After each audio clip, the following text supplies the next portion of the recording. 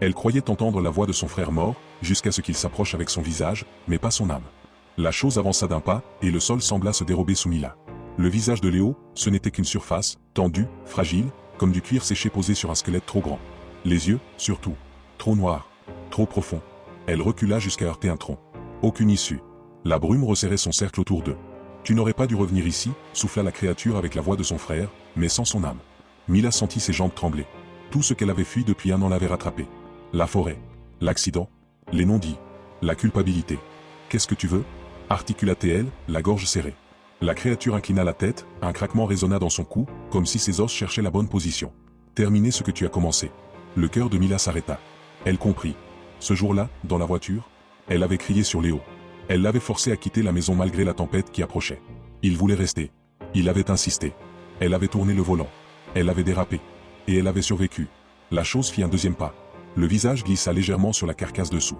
Une main déformée émergea de la brume, pointe des doigts semblables à des racines. J'ai attendu, murmura-t-elle. Toute l'année. Ici. Mila serra le pendentif dans sa paume. Il chauffait. Il vibrait. Comme un cœur. Un souvenir revint, Léo qui lui disait toujours, enfant, les arbres écoutent.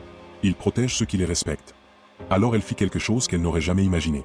Elle marcha vers la créature. Un grondement monta, surpris. Léo, si tu es là, quelque part, je suis désolé.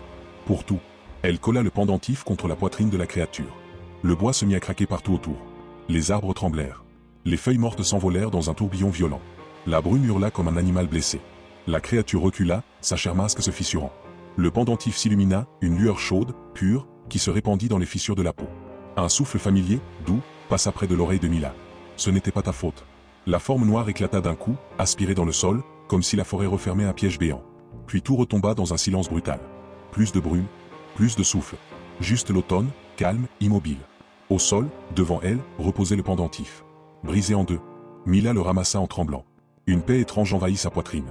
La forêt, soudain, semblait respirer doucement, comme reconnaissante. Elle sortit du bois sans se retourner. Derrière elle, le vent d'automne souffla une dernière fois entre les arbres.